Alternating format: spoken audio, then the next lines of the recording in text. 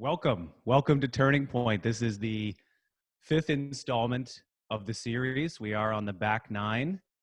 Grab your coffees, grab your tea, and settle in. I know a lot of you are really interested in what's coming today. This is certainly something that we're all looking forward to discussing. Before we get to introductions, I do want to once again recognize that there are protests, solidarity marches, things of those nature that are continuing this week and throughout the past weeks. And we want to say that we stand with those who are fighting against systemic racism wherever it is found. For those who have been with us the entire time, thank you very much for being with us. We've really enjoyed being with you on these afternoons. For those who are just tuning in, welcome.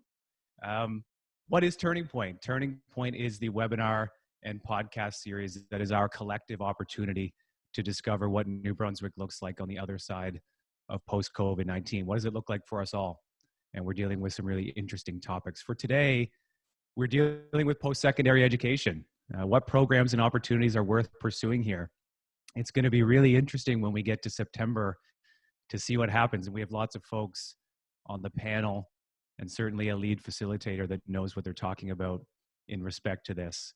For those who don't know me, I'm Matt George. I've been and will be your moderator for the duration of the series. I really only have two roles here. I have to tee up our panelists and our lead facilitator for success, but also I need to communicate you, the audience, to them.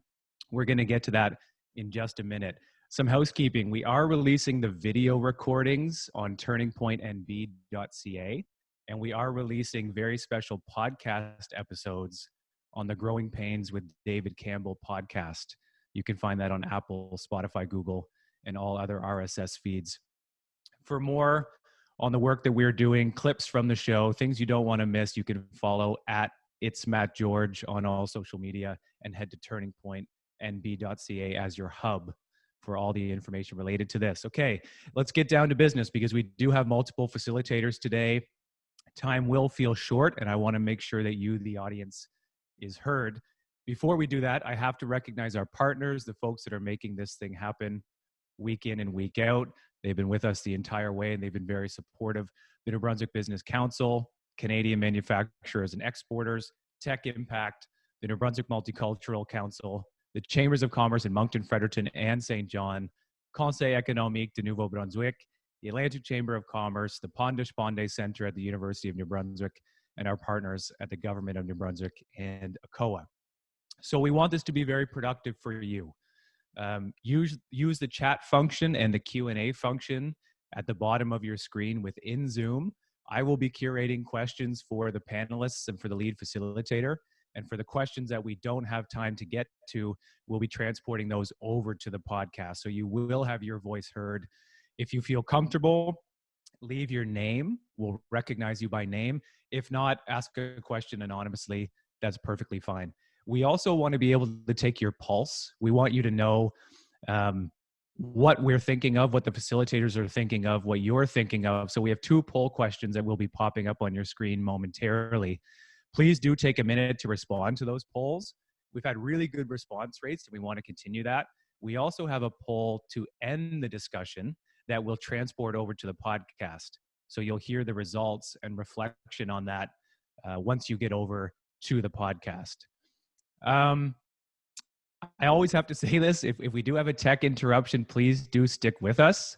There's always a risk to doing something like this live, and we want to make sure that we still get the content to you because it's worth sticking with us.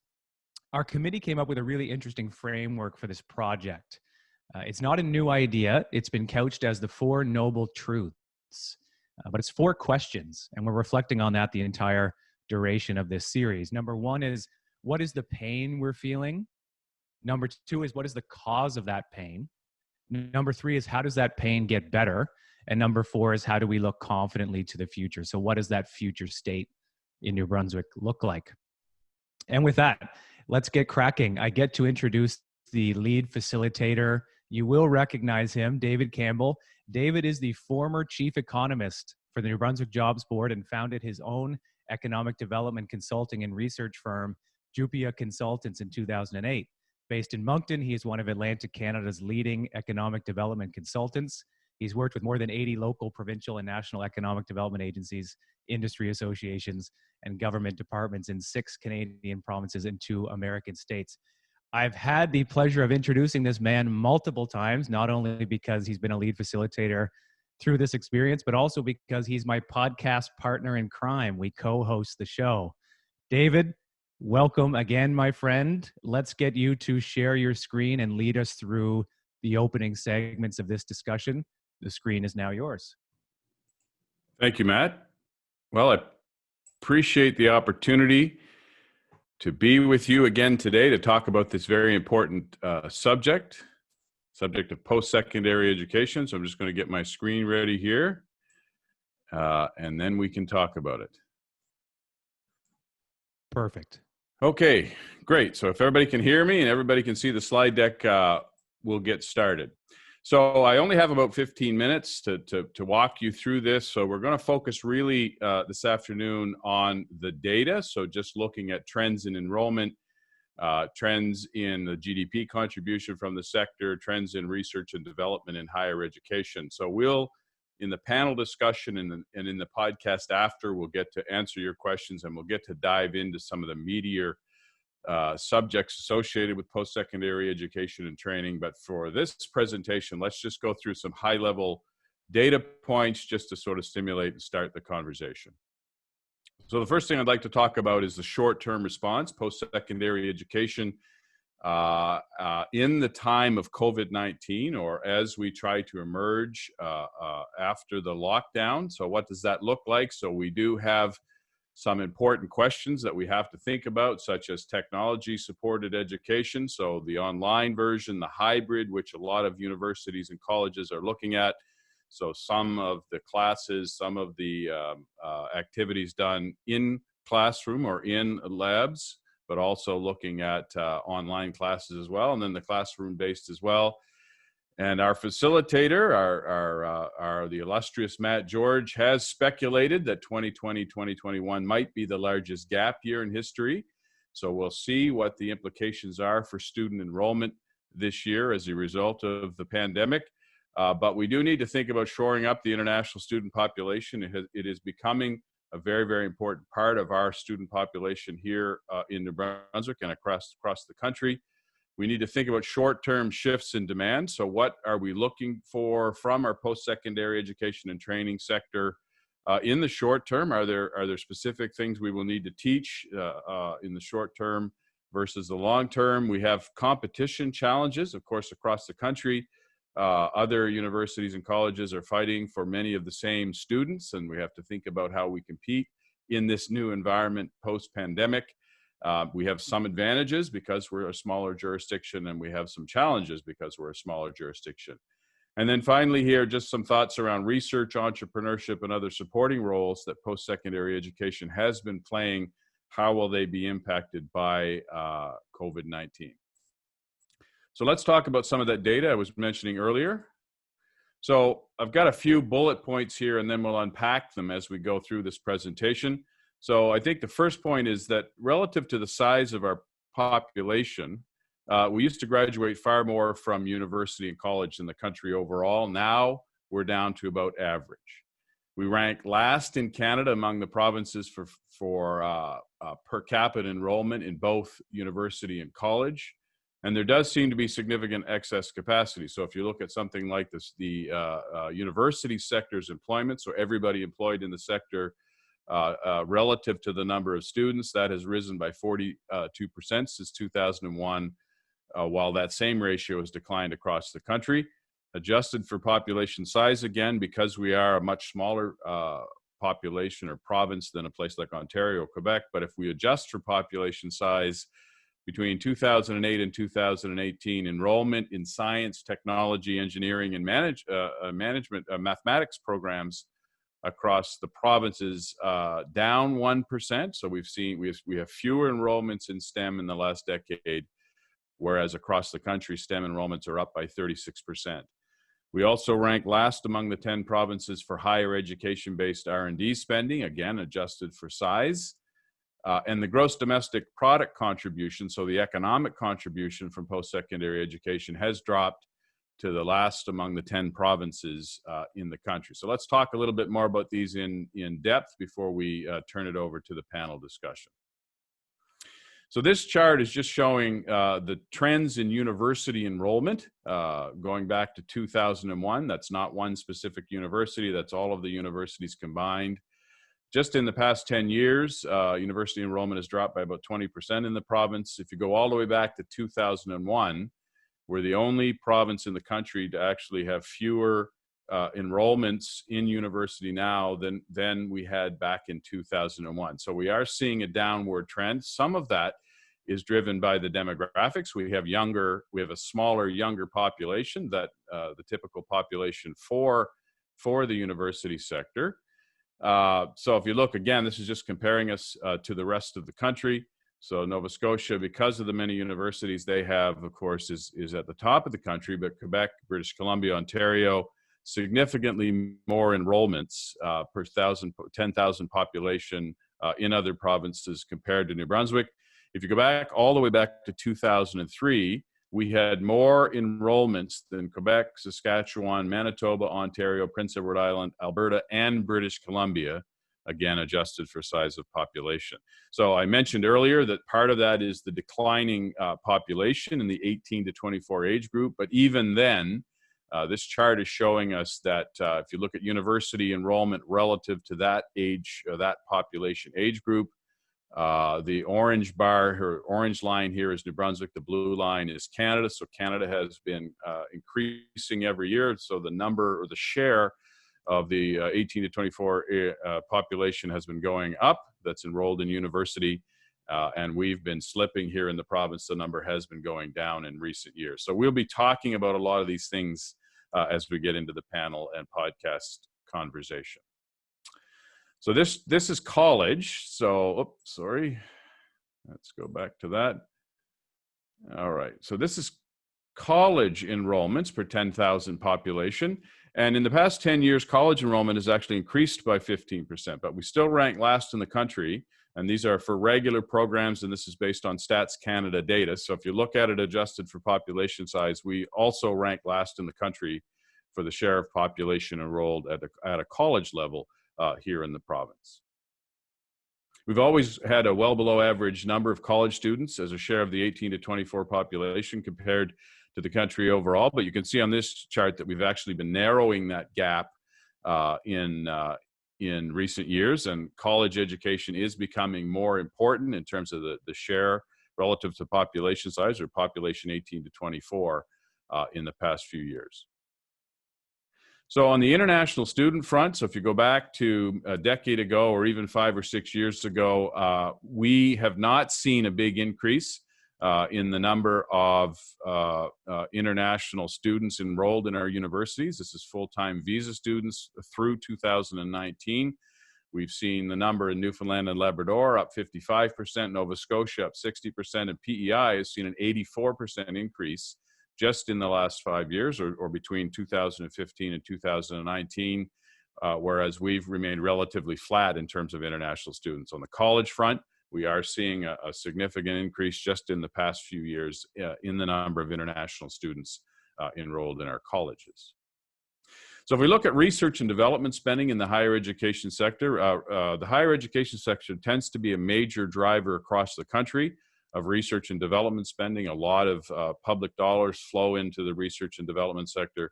After a number of years of moderate growth in absolute R&D spending in the higher education sector, it has kind of leveled off in the province since about 2013. We have seen some leveling off of public funding into the higher education sector related to research and development. And now on a per capita basis, we rank last in the country among the 10 provinces. So if you adjust for population size, there's less money being spent in the higher education sector and R&D here than in the rest of the country, and we can certainly talk about that more in the panel discussion. So just a few more slides here before we turn this back over to Matt to start the panel conversation. So this is just comparing the amount of gross domestic product from the university sector. So this is not the best measure we would use to evaluate our university sector, because it is funded heavily by the taxpayer. But nevertheless, if we want to understand the economic contribution of the university sector, and you go back about 20 years, we actually generated more gross domestic product from the university sector than Quebec, Prince Edward Island, Ontario, Manitoba, and British Columbia, again on a per capita basis. And now we're down to the least GDP per capita in the country, so the lowest economic contribution, and that's from all activities, research, teaching, and so on. So if you look at, I talked earlier about employment relative to students. If you look at the employment in the university sector per thousand enrollment, so this is a bit of a blunt instrument, but it's one measure that's interesting. If you look across the country back in 2001, we were basically the same as the rest of the country in terms of the total number of people employed in the university sector relative to the number of enrolled students at around 237. So 237 people employed. That's all, not just professors, that's all employment. And by 2018, that had risen to 336 employed per thousand enrolled students. And the rest of the country remained roughly the same over that almost 20-year time frame. So now we've seen a 42% increase in that ratio of employment to enrolled students. So we could unpack some of the reasons why that has happened, but it certainly looks like we've got a lot of built up excess capacity in our university sector in the last 20 years. So this is the real GDP contribution from other education and training. So we won't be talking a ton about this today, but there certainly is beyond college and university. We do have a number of private colleges and a number of training firms and training activity outside the formal university and college sector in the province. It's relatively small, generated around $90 million worth of real GDP in 2018, or 86% less than the university sector in the province. But it is larger than 6 other provinces. So the GDP contribution per capita from training or from private colleges or private activity is higher here, but well below British Columbia, Ontario, and Alberta. And that component of our GDP has actually declined over the last 10 years. So we're seeing less gross domestic product from this non-university and college training sector over the last 10 years, while rising in most of the other provinces. Okay, just talk quickly about STEM. This is science, technology, engineering, and mathematics employment. So this is one measure, one way we estimate, or we try to understand how much technology-based training or technology training in technology subjects is going on around the province. If you look at the college, again, lower than the Canadian average. This is the STEM enrollment per 10,000 population, so not per capita, but 10,000 population, going all the way back to 2001. If you look at the university sector, again, going back to the early 2000s, we actually had more people enrolled in STEM related disciplines than the country as a whole. And since 2001, those numbers have started to diverge. And now there's significantly more people nationally being trained in STEM related programs compared to New Brunswick. Nationally, it's up to 91 per 10,000 population. And here in New Brunswick, it's down to 57. So that's one that we will want to talk about as we go through the panel and podcast discussion. So what do we want for a PSC sector? So let me just finish with this. And so we have lots of questions. We'll take lots of questions from you on this. But I think there's a few things. One is this issue of being attractive, being able to attract domestic and international students. We have to have product. We have to put product on the table that people want to actually pay for. We need to be strongly linked to shorter-term labor market demand. We've got a real need for more trained workers right now. As more and more people are retiring, we need to have more and more trained people to step up and step into those roles in the labor market. We need the university and college sector to bolster their role as a catalyst for research and development, innovation, and entrepreneurship. And there's actually a lot of things going on, a lot of very good things going on in the entrepreneurship front at the university and college sector. And then I would say we really have to zoom in on international students. The domestic student population has been shrinking here in the province We have to make that up with international students. That's happening across the entire country, and it will also help bolster our local talent pipeline to meet labor market demand. So I think with that, Matt, I'll turn it back to you, and I'll stop sharing my screen. Thank you very much, David. It's quickly becoming clear to me we should have booked 2 hours for this one. HQ is already inundating me with questions, and I can't wait to get to the podcast to hash those out, which we'll have you back for. Okay, I get to introduce our first panelist, Mary Butler. As an educator and entrepreneur, Mary believes lifelong learning is the catalyst for individual and collective growth. Mary has worked in both the public and private education sector in multiple jurisdictions in Canada and the United States, and has worked with learners at all stages from preschool through primary, secondary, and now post-secondary education. Central to her values and practices is her commitment to every individual's right and opportunity to reach their full potential. Joining the NBCC family in 2011, Mary led the creation and growth of several new initiatives in applied research and innovation, entrepreneurship, and community leadership. Mary, we're very lucky to have you. Welcome to the 5th installment of Turning Point, and the screen is now yours for opening remarks and some reflection on what you've seen from David. Thanks, Matt, and for on behalf of NBCC for the opportunity to participate in the discussion. And thank goodness, all of a sudden my camera didn't work, and so luckily it started when I was back in my seat and not leaning over to unplug a whole bunch of things. 2020 and recent events in particular provide us with a unique opportunity for transformation that we can't pass up. And we know that one of the most powerful and transformative agents for social and economic change is education. David's presentation confirmed, and although he didn't speak directly to it today, we know that there are over 193,000 people in our province who have a high school diploma or less. They don't have equal representation in our labor force participation rates, in employment opportunities, and earning potential. We can't move ahead as a province unless we do so with everyone in tow. We were really interested as NBCC. David talked about needing to recruit international students, and NBCC has done its part and certainly believes that that's part of the solution. But we also recognize that we had a huge opportunity at home. We wanted to understand who were those 200,000 people without post-secondary education. Why didn't they come or complete? And we found that there were 3 main barriers. One was preparatory, just maybe not having the courses required, or their experience recognized, or the confidence to come back. The other was occupational, and that's pretty simple. People don't necessarily know what jobs are available and what skills are required in order to be successful or to obtain those jobs. And the last one, and it's the one I'm going to focus on today, is institutional barriers. It's what we as colleges and universities do in our policies and our processes to prevent access or persistence and completion. It's our mechanisms and systems that create barriers to access. We also surveyed individuals and employers, actually very recently, and when we looked at the big drivers for training for those groups, the 2 main drivers they identified that were important to them in terms of training were flexibility and cost.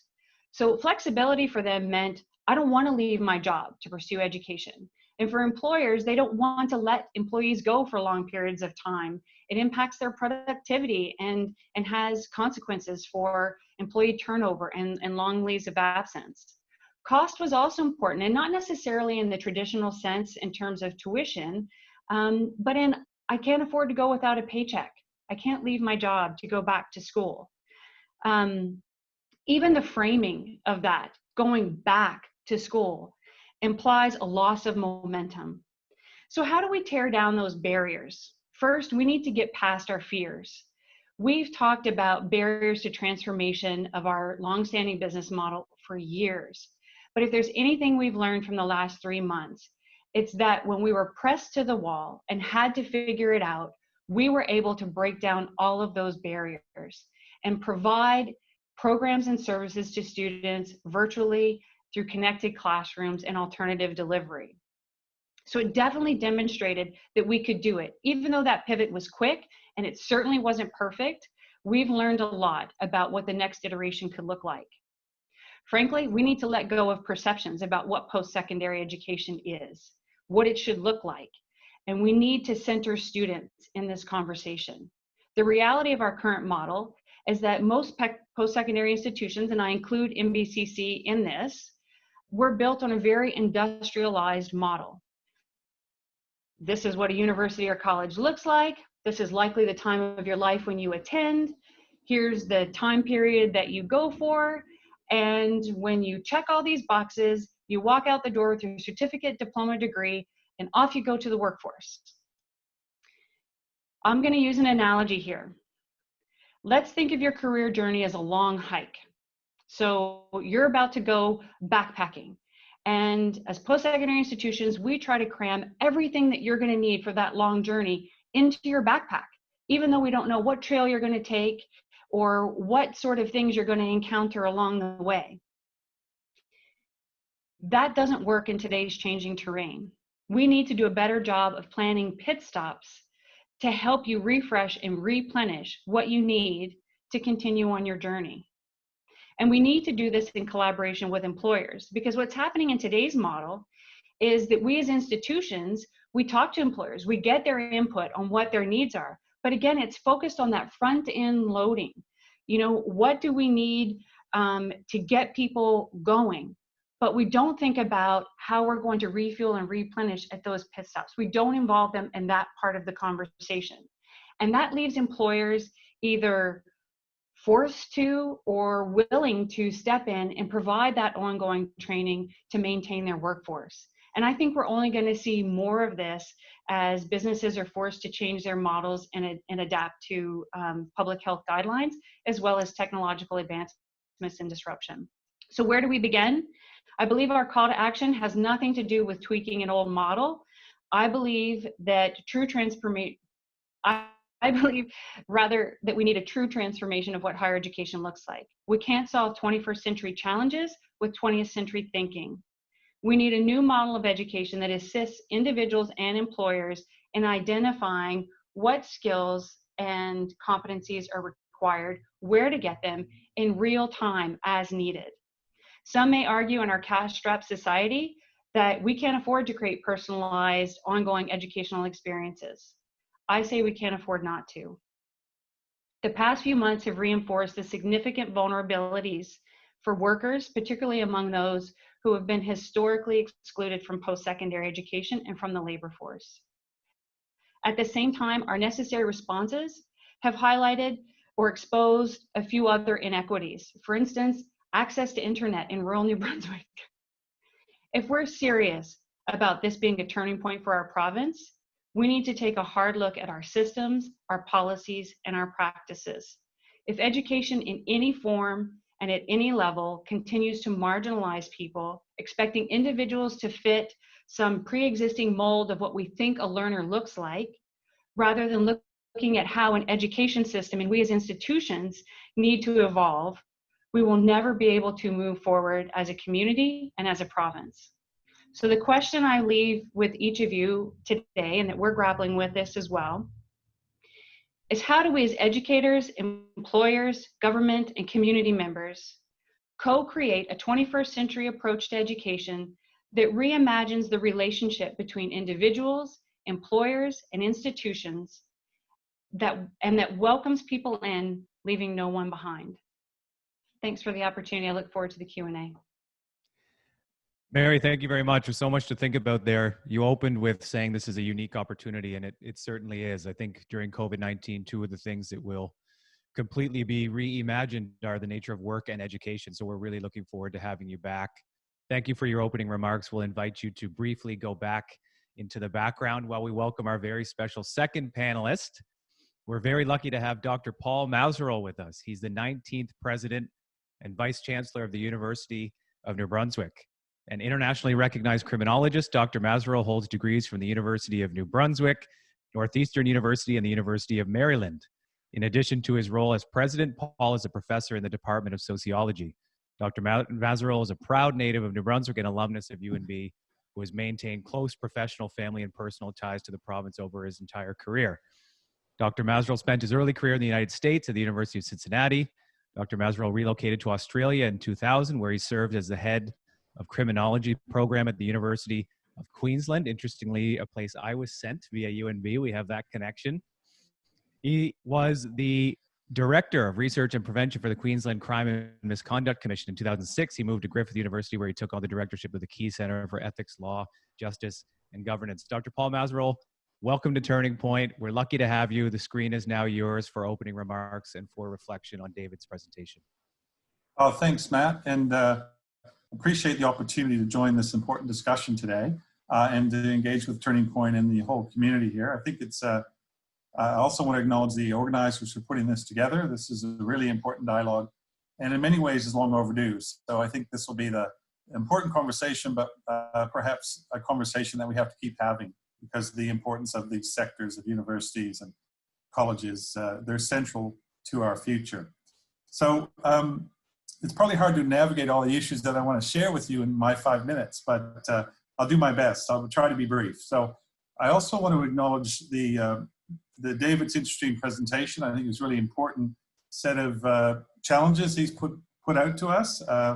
And I think there's some broad messages here that are indeed are kind of provocations. And how do we engage with that? How do we confront it? But how do we move forward? I think we have to move toward the future. I think David's presentation, as important as it is, it does provide a partial picture. It does leave out some important context. So, for instance, consider the age issue. Well, many of those graphs control for age. They don't control for age composition. And we know that New Brunswick's age composition has changed markedly over time. So in 2018, about 16% of our 18 to 24 population was 16% of our population was 18 to 24-year-olds, but the 43% were 65 plus. But if you look at that over time, and I've had the chance to unpack some of the numbers, for New Brunswick, and this is really important because it unpacks the age shifts. Those aged 15 to 19 in 2006 was about 49,000 people in New Brunswick.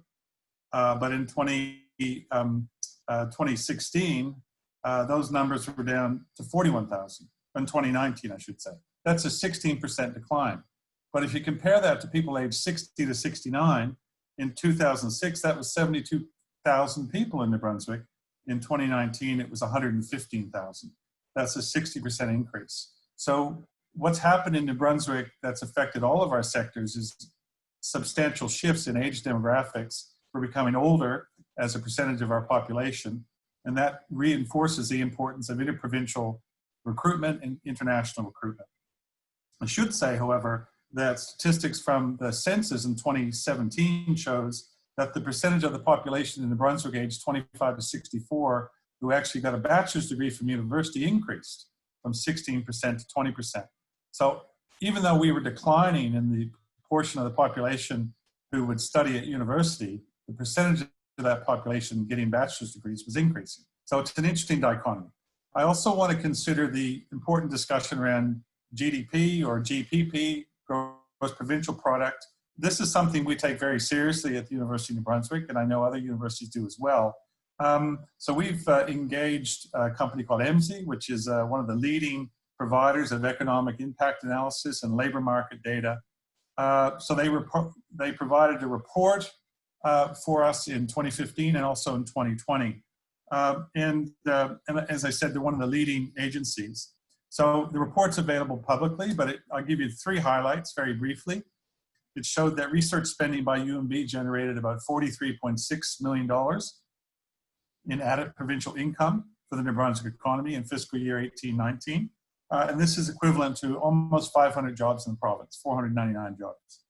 The overall added income by UNB to the New Brunswick economy was $1.8 billion in 2019, and that compares up from $1.2 billion previously. And then thirdly, if you look at the overall contribution of just one institution, UNB, to the provincial economy in terms of the gross provincial product, it's 5.2%. It's higher than it was 5 years ago, which is about 4.5%. So the point is that, is there value to the provincial economy? Is the investment in higher education worth it? I think there's a clear independent evidence that shows that we're a good investment, as is other sectors in colleges and universities. But I think it's really important that we have to move forward, because a lot of our discussion is what's happened in the past, And I don't know if David's read our strategic plan, but many of the challenges he put out to us, we've captured in the new strategic plan for UNB. It was just approved in the spring, and the strategic plan is UNB toward 2030. We have to take advantage as a university of the opportunities and the challenges to move forward, because if we improve, the New Brunswick economy improves. If the New Brunswick economy improves, the social context and the cultural context improves. So our strategic plan, which I said is very new, it's a very bold and aspirational, perhaps the most aspirational plan we've seen in quite some time. I'll share with you maybe 3 or 4 highlights. It's a very comprehensive document. We're looking to increase our student population by 50%, to move from 10,000 students to 15,000 students. How are we going to do that? Well, we have to expand our products, our programs, our courses. To do that, we need to look at what we're offering. We need to improve our offerings, make them more flexible and more accessible. We have to think broader than the 17 to 24-year-olds. We have to look at professional learners. We have to look at adult learners. We have to look at expanding what we call UNB Online, as well as micro-credentials. All this was forecasted last year, and the timing of COVID is quite fortuitous as we invest in this area. Secondly, we're looking to double our research income. We're a $50 million research university. We want to get to a $100 million research university, because that will lead to more impact, more translation, more innovation, more entrepreneurship. And you might be aware that we were voted in 2014 as the most entrepreneurial university by Startup Canada in the whole country. And so that's something that's in the DNA of the university. And thirdly, we want to focus increasingly on experiential learning. We think this is a great pathway for our students to transition into the world of work and the future world of work, but also for them creating new job opportunities. So we're expanding experiential learning as well as our partnership office. So there's a lot more we can say about our strategic plan. That's not really for the dialogue today, but suffice to say we're committed to the opportunities going forward, because we do want to focus on a better future. What I'm suggesting is we need to work toward what I call a better normal in New Brunswick. And I think the universities and college sectors are crucial to building a better normal. So I want to flag, I think, some quick priorities for us in the context of COVID. And that is, I think, number one, we have to boost the skills and the education in New Brunswick. So we need to focus on upskilling and reskilling the professional workforce, the adult learners, individuals who want to go to college or they want to go to university to pick up a course online or a program or even a micro-credential, I think is essential. We need to look at higher education as more accessible and more flexible. This means that we have to adapt to expanding online, not walking away from face-to-face, but expanding what we offer the world. So that more micro-credentials, more programs. Secondly, I think we need to continually focus on experiential learning experiences for students, in particular undergraduate students, and that's for interprovincial, that's for international, that's for domestic students, because we know those experiences are formative. And just recently, in the context of COVID, with funding from the New Brunswick government, we launched a program called Catalyst, was to have students working with companies trying to adapt and transition to the challenges of the COVID-19 pandemic. So actually, experiential learning, that's very consequential to the challenges we face. And thirdly, we do need to attract more international students, more interprovincial students to New Brunswick. That is a priority. UNB's only had about 13 to 14%. We forecasted that we want to get those numbers much higher, not because it's a funnel financially, it's a challenge, so it's an opportunity for universities, but it's a great opportunity for our university community and to be a more diverse environment, to be more culturally aware, to have greater depth and breadth. And that we think that improves the overall community. And New Brunswickers need more people, we know that. So I think I want to pivot and just say, I think there's an important constraint and an obstacle that we need to confront, and that is the receptivity of the community and the business community to deal with difference, to deal with more people from away, and how that they can get jobs and contribute to our community. So we all have work to do in that space. And then finally, some comments to reflect upon, because I think I'm almost out of time, but this is something for us to all reflect upon as perhaps New Brunswickers. And I think that this pandemic provides an opportunity for us to reflect upon the role of the sector, the PSC sector, and its impact on our community. And so I think it's increasingly important to understand that this sector drives change, it drives impact, economic, social, cultural progression across the province. And that's really important. So if you consider things like Knowledge Park in Fredericton, industries like cybersecurity, smart grid energy, that wouldn't exist without university researchers. So we need the community and the government to further understand that we're not just a cost, we're an investment. And the greater the investment, the greater the return. So if you consider the 140 companies that have come through UNB in the last 10 years, that's all contributing to the ecosystem and the economic development. Lastly, I should say, if you consider that a successful vaccine, the COVID-19 virus, in all likelihood, it'll come from a scientist who's based in a university. And I think that illustrates powerfully the critical role of universities and research for solving global problems. I'll stop there. Thanks for your time, Matt. Dr. Mazerel, thank you very much for your opening remarks and also for putting context to some of the information that we heard. Data versus context is certainly what we want to accomplish with the webinar and with the podcast. So we'll have you back very shortly for dialogue and Q&A. Okay, our final panelist, Husoni Raymond. I've only known Husoni for a couple hours, and I can already tell he's a very special person. He's a recent graduate of St. Thomas University. Originally from Kingston, Jamaica, he served as president of the St. Thomas University Students' Union and vice chair of the New Brunswick Student Alliance, which represents over 12,000 post-secondary students. Husoni's passionate about helping others and making a positive impact on his community through compassion and dedicated advocacy. During his time at St. Thomas, he organized numerous inaugural Black History Month events and served on the board of the International Student Association, helping to plan events that enhanced relationships between students from around the world, making the campus a more inclusive space. Very important work, Husoni. Welcome to Turning Point.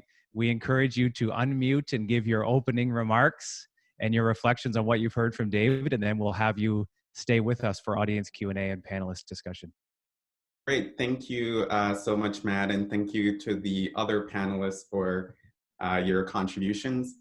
I think it's really important to have a student perspective, and particularly an international student perspective in this conversation. Bear with me, I got some notes, but I kind of scribbled, so I might have some trouble navigating those. But through my experience with student leadership, I think a lot of times students are at the table, or we include students, but I'm not sure how much we move past that tokenization. So I hope this conversation will lead to some kind of tangible implementation of the concerns that students are bringing forward.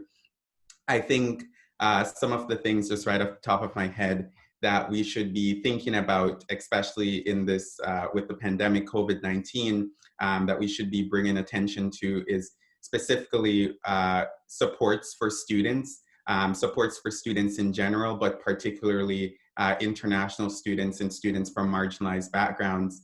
And I think particularly in the New Brunswick context, where New Brunswick has above average student debt, the average student debt in New Brunswick is around 40,000, and the national average is around 26,000. So you can see that there is a large gap between the provincial average and the Canadian average. So I think we can do more in this province to support students financially at the provincial level, more upfront needs-based grants, and opening the conversation to actually talking about having supports for international students, financial supports for international students here, especially in light of COVID-19, where a lot of students have lost their income, no summer jobs available, or not a lot of summer jobs available. So a lot of students will have difficulties actually paying tuition in the fall. So we need to have that difficult conversation. A lot of international students don't qualify for government loans, so their parents are normally the ones that pay their full tuition, which is often double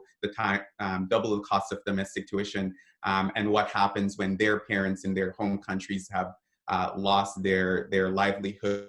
How will we support them to continue their education here? We talk about the financial impact of international students and the importance of them being here and the contributions they make to the economy. But then when we open the conversation about supporting them financially, obviously we can talk about probably asking them to stay a couple years after they graduate, something like that. But I think oftentimes when we open that conversation around supports for international students, there's a lot of resentment around that. So I think this is a great opportunity to move past that barrier. And we talk about being competitive in the market, but I think that's a great opportunity if we have more supports for international students. I think one of the main reasons why PEI is able to attract so many international students is because they have some of the most affordable international tuition in Canada. I think New Brunswick is doing a good job as it relates to providing healthcare. They've been a leader in that sense, and including international students in the SEED program. But I think we can do more and be more innovative to attract more students here. More upfront needs-based grants for domestic students. I think some obstacles that we'll face here, obviously, is the financial challenges. The government is facing financial challenges.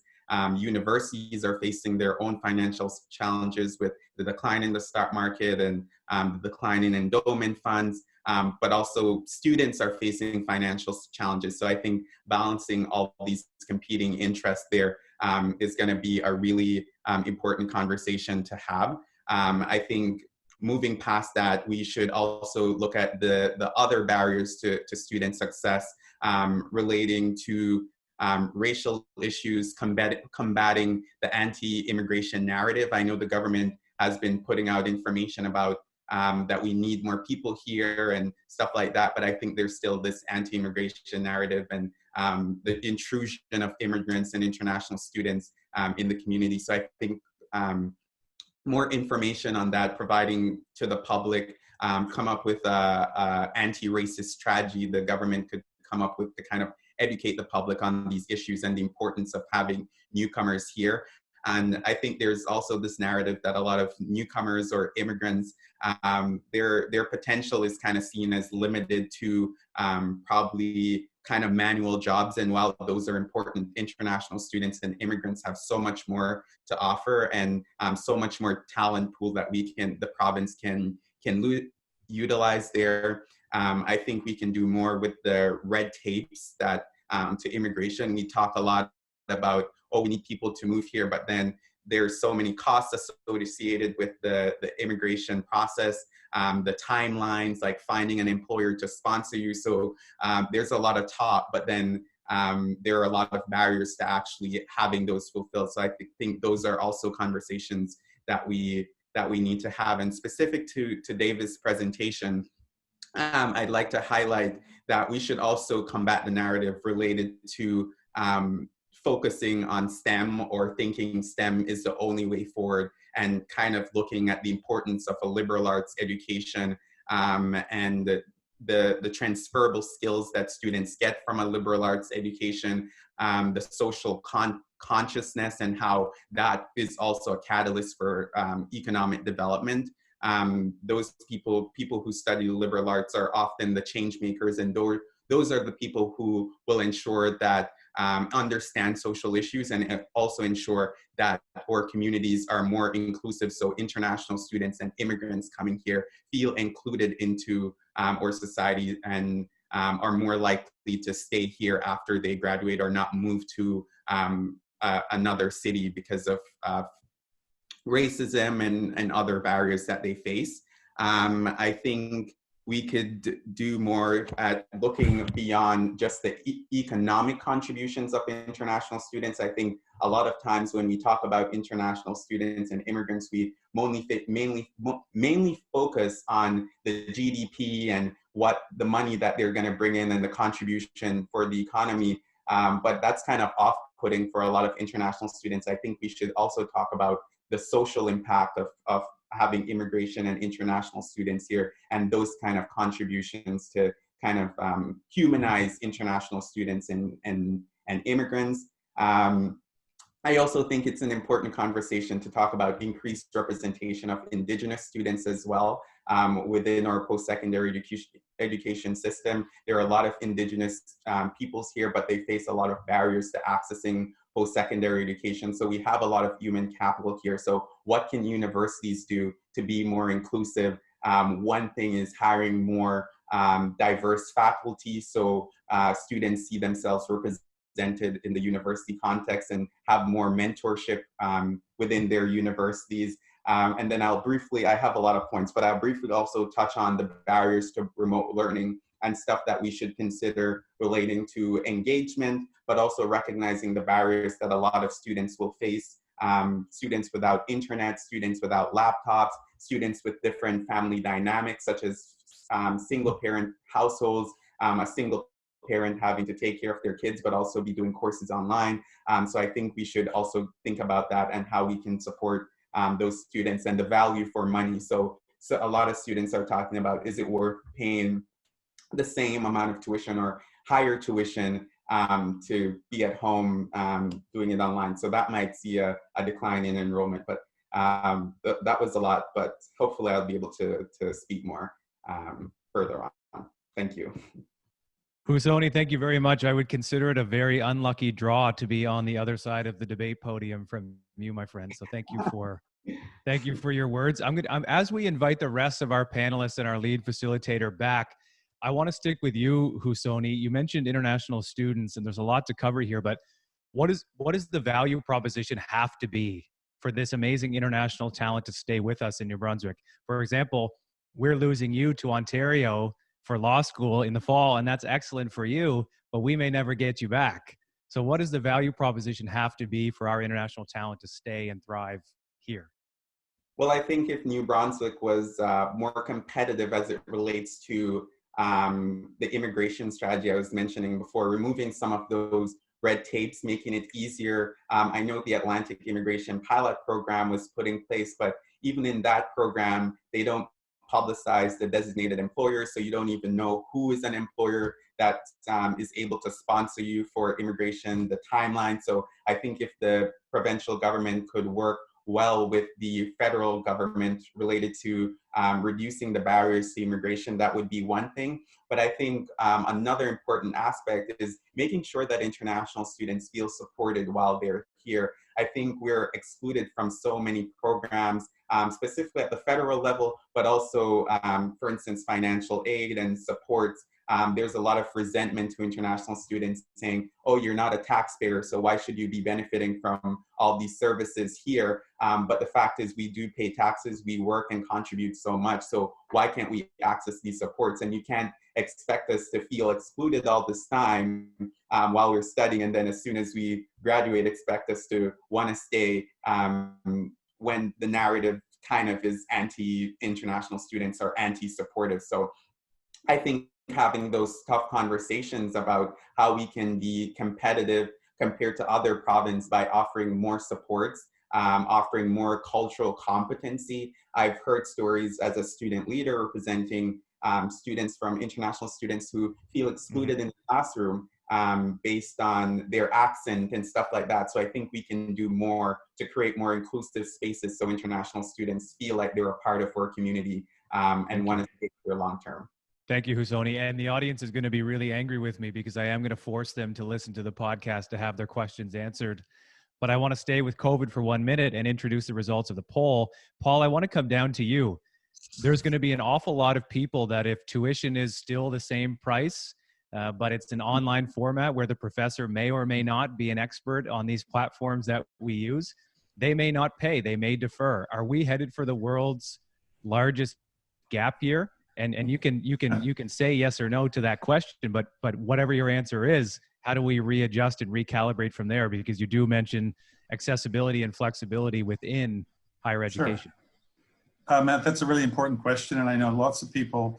There's about 3 or 4 strands to your question. One is, should online be cheaper, and what do we do if there is a gap year? So, on the gap year side, I think there's a lot of students who are still waiting to see what the next 12 months look like, what universities are going to do in the next few weeks. We hear from a lot of students who want to come back to campus, back to the old normal, but we have a new challenge. We know there's as many students who don't want to come to campus as there is who do. There's a lot of people who are worried about safety and security, and the Universities Canada did probably the best survey on that. Safety and well-being is still a major concern, so people are concerned about their health. So we're trying to balance accessibility with access to online education but on campus for some experiences, labs, clinics, small classes, etc. We'd like to do more, but we're trying to balance all. We have a campus with older infrastructure as well as a campus with newer infrastructure. So the infrastructure does create some challenges. But on the cost of education, this has actually been looked at quite closely. Actually, the delivery of online education is every bit as expensive as on face-to-face. In some cases, it's actually more so. And you might ask why? Well, because you need a lot more infrastructure. If you need blended learning support, curriculum consultants, IT support, you still need libraries, you still need to pay staff and faculty to support the delivery of programs. So all of those things are the same. In fact, things like online and virtual invigilation cost money. That's different. So all of these things need to be factored in. And I'll just give you one anecdote. The MBA at Fredericton is cheaper at UNB, is cheaper than the online MBA at the University of Fredericton. So that's just one in-your-face example that online doesn't mean second rate and it doesn't mean cheap. So, universities need to focus on quality programs, their development, their delivery, and their accessibility. And there's a cost for that. And the last thing I'll say, and I didn't say in my presentation, is investing in your future, investing in your higher education is probably one of the best investments anyone would make. It's a major sacrifice. It is expensive, we know that.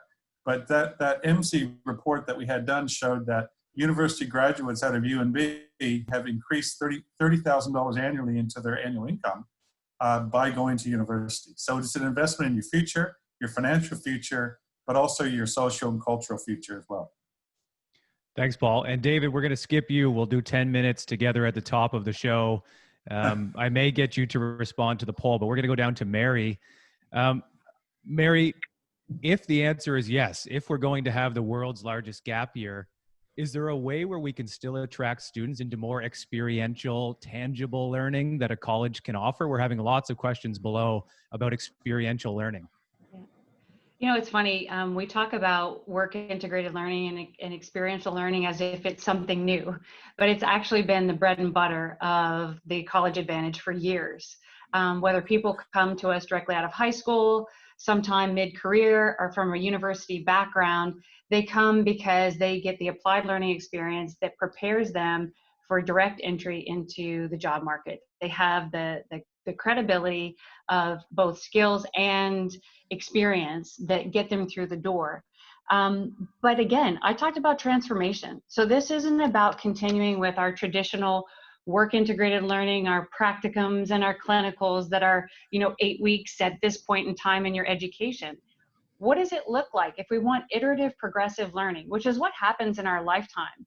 When we surveyed people, the majority, about 50% of them had some form of education, training, or course in the last 2 years. But the vast majority of that was on-the-job training. They're not getting it from colleges and universities because we haven't focused on that progressive learning that happens in the continuum of education. So if we want to think about it, we need to shift from that work integrated learning, that physical component, the way we've done it for decades, and reimagine it as an infusion or an integration of learning integrated work. So I'm going to continue to work and earn money and provide for my family and establish my life in Canada or whatever I'm doing, but I also get to work and apply those skills directly to what I'm doing to move and advance my career at the same time. And so instead of asking you to pull out of the workforce in order to obtain your education and training, becomes part of it. It's simultaneous. Mm-hmm. So I think there's lots of opportunity, and it's a matter of just rethinking it all. Yeah, thank you.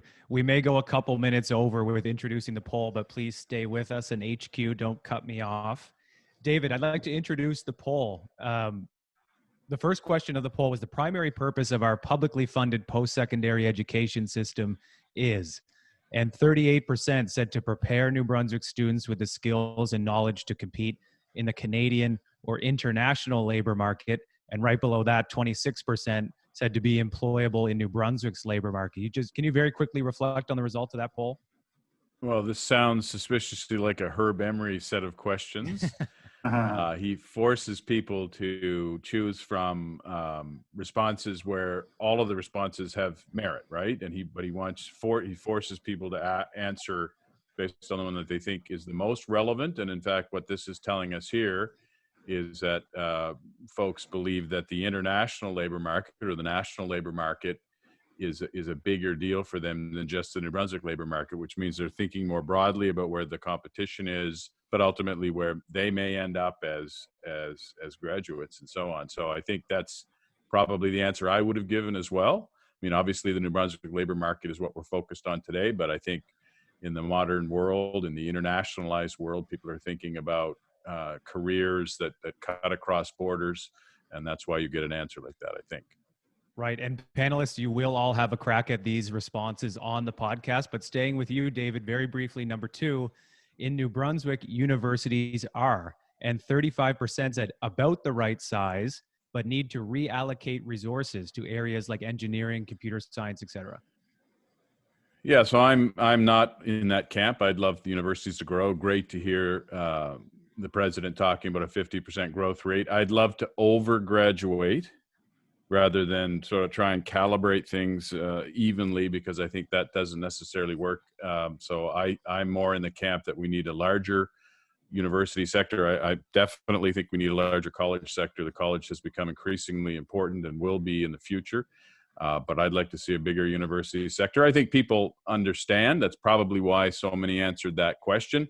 They understand we do have a fairly large sector now. But again, we're not talking relative to our New Brunswick population. We want to attract more students from outside of our region, outside of our province, and we want to actually have a larger sector. And if for some reason we have too many computer science graduates or liberal arts graduates, and some of them have to move elsewhere in Canada, that's fine. But we'll have a labor pool that we can point to businesses and say, we are graduating a large number of people in these very important occupational categories, and that's a signal that we will be able to provide the labor we need in coming years. Husoni Raymond, Mary Butler, Dr. Paul Mazerol, and David Campbell, thank you very much. This has been the 5th installment of Turning Point.